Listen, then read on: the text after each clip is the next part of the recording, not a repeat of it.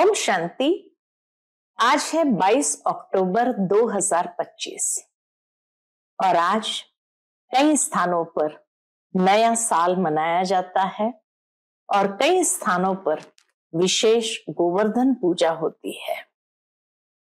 तो सबसे पहले सभी भाई बहनों को नए साल की बहुत बहुत हार्दिक मुबारक हो, शुभकामनाएं। नए साल के साथ साथ नए युग की भी बहुत बहुत हार्दिक शुभकामनाएं। और जहां भारत भर में गोवर्धन पूजा होती है, अर्थात सतयुग नवयुग के अंदर प्रकृति भी संपूर्ण सतो प्रधान होती है, तो प्रकृति के प्रति भी हमारा सम्मान, अर्थात प्रकृति के प्रति भी योगदान देते हुए, उन्हें सकाश देते हुए पावन बनाने की जिम्मेवारी हम सभी भाई बहनों की है। तो इसीलिए गोवर्धन पूजा माना प्रकृति के प्रति भी शुद्ध सात्विक प्रेम और शुद्ध वाइब्रेशंस के साथ प्रकृति को भी पावन बनाने की बहुत बहुत हार्दिक शुभकामनाएं। आज के बाबा के अनमोल मधुर महावाक्य है कि बच्चे, जब कहीं पर भी तुम भाषण करते हो तो जो भी मनुष्य आत्माएं वहां बैठी होती है उन्हें परमात्मा का परिचय नहीं है। तो बच्चों को सबसे पहले हर एक को परमात्मा का परिचय देना है कि वो परमात्मा पिता कौन है, कब आते हैं, क्या आकर के करते हैं, और पुनः उस जागृति को ले आना। बाबा कहे, जब तुम भाषण करते हो तो हमेशा यही कहो, बाबा ये कहते हैं।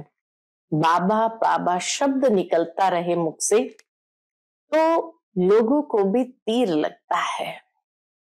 बाबा की याद ही ना हो तो कितना भी अच्छा भाषण क्यों ना करो, लेकिन तीर नहीं लगेगा। इसलिए बाबा कहे, बहुत निर्माण होकर बाबा ने ये कहा, बाबा ये कहते हैं। जब बाबा बाबा शब्द को यूज करेंगे तो सहज बाबा की याद भी बनी रहेगी। सुनते हैं आज के बाबा के अनमोल मधुर महावाक्य। ओम शांति। मीठे बच्चे, तुम जब किसी को भी समझाते हो या भाषण करते हो तो बाबा बाबा कहकर समझाओ, बाप की महिमा करो, तब तीर लगेगा। आज की मुरली से प्रश्न है, बाबा भारतवासी बच्चों से विशेष कौन से प्रश्न पूछते हैं? उत्तर है, तुम भारतवासी बच्चे जो इतने शाहूकार थे, सर्वगुण संपन्न, 16 कला संपूर्ण देवता धर्म के थे, तुम पवित्र थे, काम कटारी नहीं चलाते थे, बहुत धनवान थे, फिर तुमने इतना देवाला कैसे निकाला? बाबा पूछते हैं हिसाब कि फिर तुमने इतना देवाला कैसे निकाला है? कारण का पता है? बच्चे, तुम गुलाम कैसे बन गए? तुम्हें तो देवता बनाया था। इतने सब धन दौलत कहां गंवा दिया? ख्याल करो, तुम पावन से पतित कैसे बन गए? तुम बच्चे भी ऐसी ऐसी बातें बाबा बाबा कह दूसरों को भी समझाओ तो सहज समझ जाएंगे। ओम शांति। ओम शांति कहने से ही बाप जरूर याद आना चाहिए। बाप का पहला पहला कहना है, बाबा का पहला पहला कहना है क्या? मन मना भव। जरूर आगे भी कहा है, तब तो अभी भी कहते हैं ना। तुम बच्चे बाप को जानते हो। जब यहां सभा में भाषण करने जाते हो, वो लोग तो बाप को जानते नहीं, तो उनको भी ऐसा कहना चाहिए।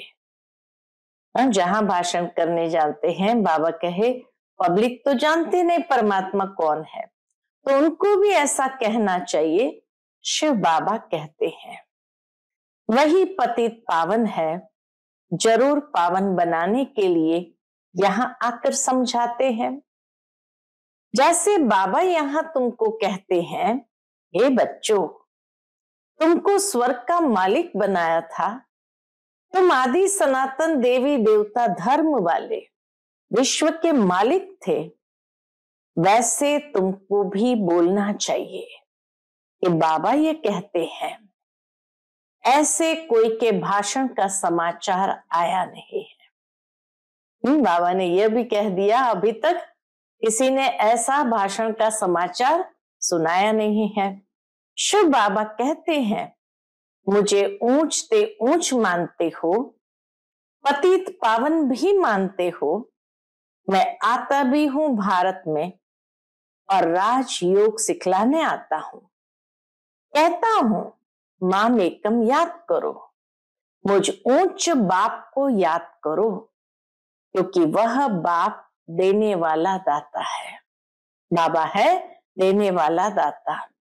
बरोबर भारत में तुम विश्व के मालिक थे ना, दूसरा कोई धर्म नहीं था। बाप हम बच्चों को समझाते हैं, हम फिर आपको समझाते हैं। बाबा कहते हैं तुम भारतवासी कितने शाहूकार थे, सर्वगुण संपन्न, 16 कला संपूर्ण देवता धर्म था।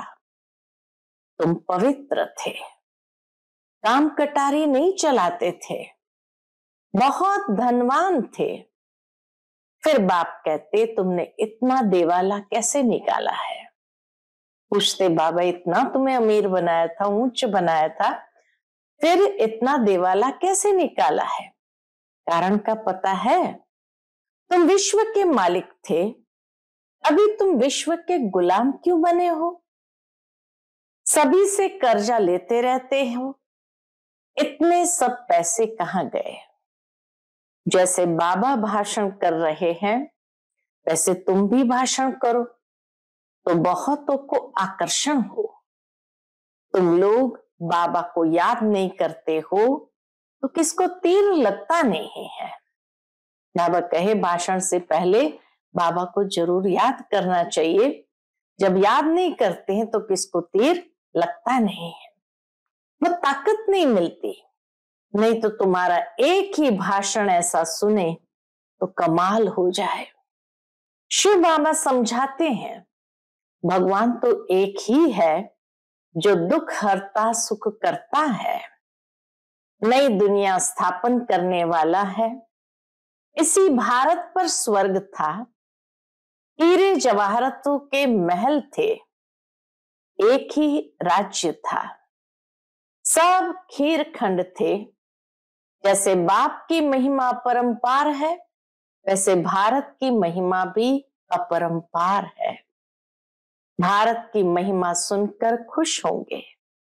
बाप बच्चों से पूछते हैं, क्या पूछते हैं? इतना धन दौलत कहां गंवा दिया? भक्ति मार्ग में तुम कितना खर्चा करते आए हो, कितने मंदिर बनाते हो?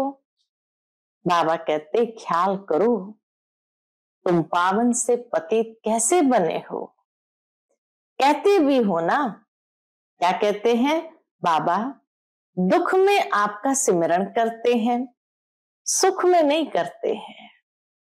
द्वापर के बाद जब दुख आया तब सिमरण करना शुरू किया, बाकी सतयुग त्रेता में सिमरण नहीं किया। परंतु दुखी तुमको बनाता कौन है? घड़ी घड़ी बाबा का नाम लेते रहो, तुम बाबा का संदेश देते हो। बाबा कहते हैं हमने तो स्वर्ग शिवालय स्थापन किया, स्वर्ग में इन लक्ष्मी नारायण का राज्य था ना, तुम यह भी भूल गए हो कि स्वर्ग में किसका राज्य था? तुमको यह भी पता नहीं है कि राधे कृष्ण ही स्वयंवर के बाद लक्ष्मी नारायण बनते हैं। तभी तो भारत में एक भजन गाते हैं, श्री कृष्ण गोविंद हरे मुरारी, हे नाथ नारायण नम वासुदेव। भावार्थ कि श्री कृष्ण की एक ही जन्म की विभिन्न अवस्था है। बचपन में जिसको श्री कृष्ण कहा, थोड़ा बड़ा हुआ ग्वाल बाल बना तो गोविंद कहा, फिर जब रास लीला रचाई तो हरे मुरारी कहा, और वही जब राजगद्दी पर बैठते हैं तब नाथ नारायण कहते हैं, वही वासुदेव। तो श्री कृष्ण गोविंद हरे मुरारी, हे नाथ नारायण नम वासुदेवा। भावार्थ यही कि श्री कृष्ण ही स्वयंवर के बाद जब राजगद्दी पर बैठते हैं तो लक्ष्मी नारायण बनते हैं। राधे कृष्ण ही लक्ष्मी नारायण, और एक ही जन्म में ये विभिन्न अवस्था है। श्री कृष्ण जो विश्व का मालिक था, उनको कलंक बैठ लगाते हो, मेरे को भी कलंक लगाते हो। शिव बाबा कहते मेरे को भी नहीं छोड़ा, मेरे को भी कलंक लगाते हो। मैं तुम्हारा सदगति दाता। ईश्वर पर क्या कलंक लगाया? तुम मुझे कुत्ते बिल्ली कण कण में कह देते हो। बाबा कहते हैं तुम कितने पतित बन गए हो। बाप कहते हैं सर्व का सदगति दाता, पतित पावन मैं हूं। तुम फिर पतित पावनी गंगा कह देते हो। मेरे से योग न लगाने से तुम और ही पतित बन पड़ते हैं। मुझे याद करो तो तुम्हारे विकर्म विनाश होंगे। घड़ी घड़ी बाबा का नाम लेकर समझाओ तो शिव बाबा याद रहेगा। बोलो, हम बाप की महिमा करते हैं। बाप खुद कहते हैं, मैं कैसे साधारण पति तन में बहुत जन्म के अंत में आता हूं। इनके ही बहुत जन्म है, ब्रह्मा बाबा के ही बहुत जन्म है। यह अब मेरा बना है तो इस रथ द्वारा तुमको समझाता हूं। ये अपने जन्मों को नहीं जानते हैं। भागीरथ यह है, इनके भी वानप्रस्थ अवस्था में मैं आता हूं। भाग्यशाली रथ भी ब्रह्मा बाबा का है, और इनके ही वानप्रस्थ अवस्था में शिव बाबा प्रवेश करते हैं। शिव बाबा ऐसा समझाते हैं, ऐसा भाषण किसका सुना नहीं है। बाबा का तो नाम ही नहीं लेते हैं। सारा दिन बाबा को तो बिल्कुल याद ही नहीं करते हैं।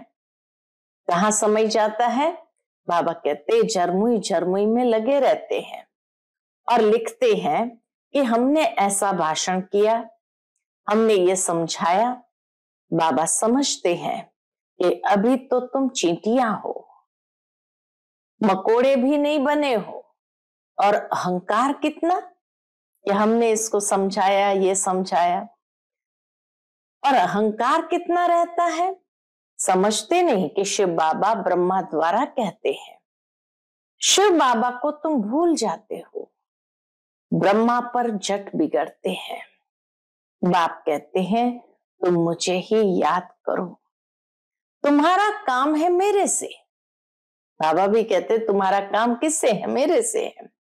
मुझे याद करते हो ना, परंतु तुमको भी पता नहीं है कि बाप क्या चीज है। कब आते हैं? गुरु लोग तुमको कहते हैं कि कल्प लाखों वर्ष का है, और बाप कहते हैं कि कल्प है ही 5000 वर्ष का। पुरानी दुनिया सो फिर नई होगी, नई सो फिर पुरानी होती है। अब नई दिल्ली है कहाँ? दिल्ली तो जब परिस्तान होगी तब नई दिल्ली कहेंगे, या परिस्तान कहेंगे। नई दुनिया में नई दिल्ली थी जमुना घाट पर, उन पर लक्ष्मी नारायण के महल थे, परिस्तान था। अभी तो कब्रिस्तान होना है, सब दफन हो जाने हैं। इसलिए बाप कहते हैं मुझ ऊंचते ऊंच बाप को याद करो तो पावन बनेंगे। हमेशा ऐसे बाबा बाबा कहकर समझाओ। बाबा नाम नहीं लेते हो, इसलिए तुम्हारा कोई सुनते ही नहीं है। तो बाबा नाम जरूर लेते रहे भाषण के बीच, तो बाबा कहते तीर लगेगा। बाबा नाम नहीं लेते हो इसलिए तुम्हारा कोई सुनते नहीं है। बाबा की याद न होने से तुम्हारे में जौहर नहीं भरता।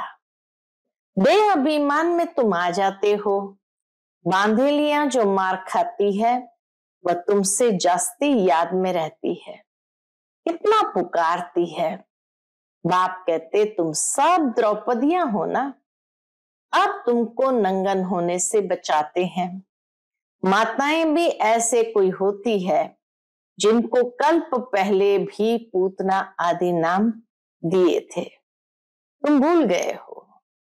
बाप कहते हैं भारत जब शिवालय था तो उसे स्वर्ग कहा जाता था। यहाँ फिर जिनके पास मकान विमान आदि है वह समझते हम तो स्वर्ग में है। कितने मूढ़मती है, कितने देह अभिमान के नशे में है। हर बात में बोलो। क्या बोलने के लिए आज कहा है बाबा ने? हर बात में बोलो। बाबा कहते हैं ये हठ योगी तुमको मुक्ति थोड़ी दे सकते हैं, जबकि सर्व का सदगति दाता एक है, फिर गुरु किस लिए करते हो? क्या तुमको सन्यासी बनना है या हठयोग सीखकर ब्रह्म में लीन होना है? लीन तो कोई हो नहीं सकता, पाठ सबको बजाना है। सब एक्टर्स अविनाशी है। यह अनादि अविनाशी ड्रामा है। मोक्ष किसको भी मिल कैसे सकता है? बाप कहते मैं इन साधुओं का भी उद्धार करने आता हूं। फिर पतित पावनी गंगा कैसे हो सकती? पतित पावन तुम मुझे कहते हो ना, तुम्हारा मेरे से योग टूटने से यह हाल हुआ है। अब फिर मेरे से योग लगाओ तो विकर्म विनाश होंगे। मुक्ति धाम में पवित्र आत्माएं रहती है। अभी तो सारी दुनिया पतित है, पावन दुनिया का तुमको मालूम ही नहीं है। तुम सब पुजारी हो, पूज्य एक भी नहीं। तुम बाबा का नाम लेकर सबको सुजाग कर सकते हो। बाप जो विश्व का मालिक बनाते हैं उनकी तुम ग्लानि बैठ करते हो। श्री कृष्ण छोटा बच्चा सर्वगुण संपन्न, वह ऐसा धंधा कैसे बैठ करेगा? और श्री कृष्ण सबका फादर हो कैसे सकता? छोटा बच्चा है, सबका फादर हो कैसे सकता? भगवान तो एक होता है ना। जब तक मेरी श्रीमत पर नहीं चलेंगे तो जंग कैसे उतरेगी, डट कैसे उतरेगी? तुम सबकी पूजा करते रहते हो तो क्या हालत हो गई है। इसलिए फिर मुझे आना पड़ता है। तुम कितने धर्म कर्म भ्रष्ट हो गए हैं। बाबा कहते तुम कितने धर्म कर्म भ्रष्ट हो गए हो। बताओ हिंदू धर्म किसने कब स्थापन किया? ऐसे अच्छी ललकार से भाषण करो। तुमको घड़ी घड़ी बाप याद ही नहीं आता है। कभी कभी कोई लिखते हैं कि हमारे में तो जैसे बाबा ने आकर भाषण किया। बाबा बहुत मदद करते रहते हैं। तुम याद की यात्रा में नहीं रहते हो, इसलिए चींटी मार की सर्विस करते हो। बाबा का नाम लेंगे तभी इसको तीर लगेगा। बाबा समझाते हैं बच्चे तुमने ही ऑल राउंड 84 का चक्कर लगाया है तो तुमको ही आकर समझाना पड़े। मैं भारत में ही आता हूं। जो पूज्य थे वो पुजारी बनते हैं, मैं तो पूज्य पुजारी नहीं बनता हूं। बाबा तो पूज्य पुजारी वाले चक्र में आते ही नहीं है। बाबा कहते हैं ये तो धुन लगा देनी चाहिए। तुम जब ऐसे ऐसे भाषण करो, जब ऐसा हम सुने तब समझे कि अब तुम चींटी से मकोड़े बने हो। बाबा कहते हैं ऐसी धुन लगा देनी चाहिए। और जब ऐसे भाषण करेंगे और जब बाबा ऐसा सुने तब समझेंगे कि हाँ तुम चींटी से क्या बने हो, मकोड़े बने हो। बाप कहते मैं तुमको पढ़ाता हूं। तुम सिर्फ माम एकम याद करो। इस रथ द्वारा तुमको सिर्फ कहता हूं, क्या कहते हैं, मुझे याद करो। रथ को थोड़ी याद करना है। बाबा ऐसे कहते हैं, बाबा ये समझाते हैं, ऐसे ऐसे तुम बोलो, फिर देखो तुम्हारा कितना प्रभाव निकलता है। बाप कहते हैं, देह सहित सभी संबंधों से बुद्धि का योग तोड़ो, अपनी देह भी छोड़ी तो बाकी रही आत्मा। अपने को आत्मा समझ मुझ बाप को याद करो। कई कहते हैं अहम ब्रह्मास्मि, माया के हम मालिक है। अहम ब्रह्मास्मि का अर्थ करते हैं माया के हम मालिक है। बाप कहते तुम यह भी नहीं जानते कि माया किसको कहा जाता और संपत्ति किसको कहा जाता है। तुम धन को माया कह देते हो, ऐसे ऐसे तुम समझा सकते हो। बहुत अच्छे अच्छे बच्चे मुरली भी नहीं पढ़ते हैं, बाप को याद ही नहीं करते तो तीर नहीं लगता है, क्योंकि याद का बल नहीं मिलता है। बल मिलता है याद से ही, बल आत्मा में भरता है याद से। जिस योग बल से तुम विश्व के मालिक बनते हो, बच्चे हर बात में बाबा का नाम लेते रहो तो कभी कोई कुछ कह न सके। सर्व का भगवान बाप तो एक है या सभी भगवान है। कहते हैं हम फलाने सन्यासी के फॉलोअर्स हैं। अब वह सन्यासी और तुम गृहस्थी, तुम फॉलोअर्स कैसे ठहरे? गाते भी है झूठी माया झूठी काया, झूठा सब संसार, सच्चा तो एक ही बाप है। वह जब तक न आए तो हम सच्चे बन नहीं सकते हैं। बाबा कहे जब तक वह न आए तब तक हम सच्चे नहीं बन सकते हैं। मुक्ति जीवन मुक्ति दाता एक ही है, बाकी कोई भी मुक्ति थोड़ी देते हैं जो हम उनके बने। बाबा कहते यह भी ड्रामा में था, अब सावधान हो, आंखें खोलो। बाबा ऐसे कहते हैं, ये कहने से तुम छूट जाएंगे, तुम्हारे ऊपर कोई बकवाद नहीं करेंगे। त्रिमूर्ति शिव बाबा कहना है। कौन कह रहा है? त्रिमूर्ति शिव बाबा कह रहा है, सिर्फ शिव नहीं। त्रिमूर्ति को किसने रचा?